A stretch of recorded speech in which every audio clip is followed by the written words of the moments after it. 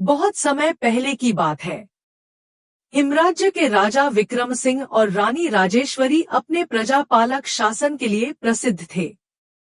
पर एक दिन उनके समस्त राज्य में एक रहस्यमयी बीमारी फैलने लगी। इस बीमारी को पहले कभी देखा नहीं गया था। ये बीमारी अजीब थी। बच्चे नींद में ही मर जाते, जवान लोग धीरे धीरे चेतना खो बैठते और वृद्ध तो सिर्फ छाया बनकर रह जाते। धीरे धीरे सभी को इस बीमारी ने अपनी चपेट में ले लिया। राजा विक्रम सिंह और रानी राजेश्वरी दोनों बहुत चिंतित होने लगे, लेकिन इस बीमारी के इलाज का पता नहीं चला। राज दरबार के वैद्यों और तांत्रिकों ने बहुत कोशिश की, लेकिन बात नहीं बनी और अंत में सभी ने हार मान ली। तब दूसरे राज्य से आए एक बूढ़े साधु ने कहा, राजन, इस व्याधि का इलाज केवल कृष्ण कमल पुष्प है, जो वर्जित जंगल के केंद्र में उगता है। पर वहां से कोई जीवित नहीं लौटा। वर्जित जंगल हिमराज्य की दक्षिणी सीमा पर था, जहां सूरज की किरणें भी धरती तक न पहुंचती। वहां पुराने देवों की आत्माएं, भूले हुए योद्धा और इच्छाधारी रक्षक जीव रहते हैं। राजा ने सेना को आदेश दिया, जाओ और वो कृष्ण कमल पुष्प लेकर आओ। पर रानी ने राजन से कहा, हम अपनी सेना को जोखिम में नहीं डाल सकते। राजा ने कहा, फिर कोई तो उपाय होगा इस समस्या का। रानी ने शांत भाव से कहा, यह प्रजा हमारी संतान है, हम स्वयं जाएंगे। अगले दिन राजा और रानी ने सामान्य ग्रामीण वेश में जंगल की ओर प्रस्थान किया। रास्ते में उन्हें भयानक जानवरों से लेकर ब्रह्मजालों तक का सामना करना पड़ा, और इन सब का सामना करते हुए राजा और रानी आगे बढ़ते रहे। एक रात जब विक्रम सिंह और राजेश्वरी आराम कर रहे थे, उनके पास एक रहस्यमयी स्त्री आई और बोली, राजन और रानी, जंगल तुम्हारे मन के रहस्यों को खोल देगा।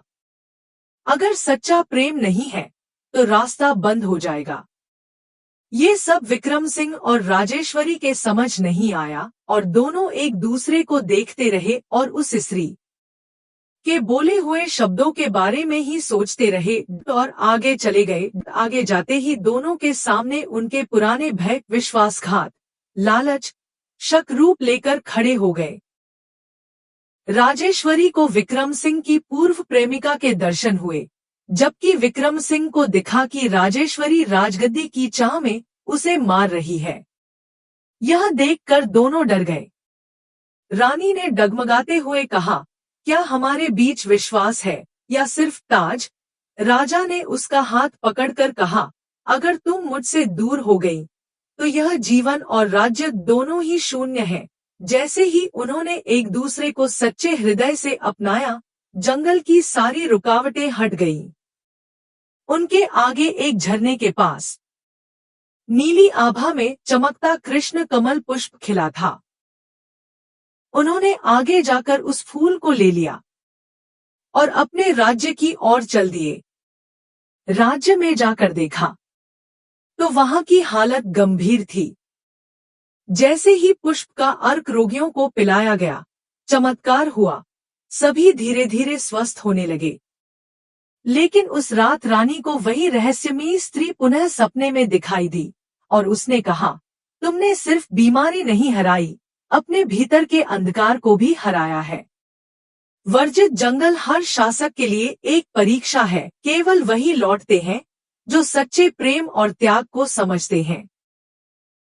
उसके बाद राजा रानी ने राज्य को और भी प्रेम व न्याय से चलाया, पर उन्होंने वर्जित जंगल के मार्ग को सदा के लिए बंद करवा दिया, ताकि कोई लालच में वहां न जाए।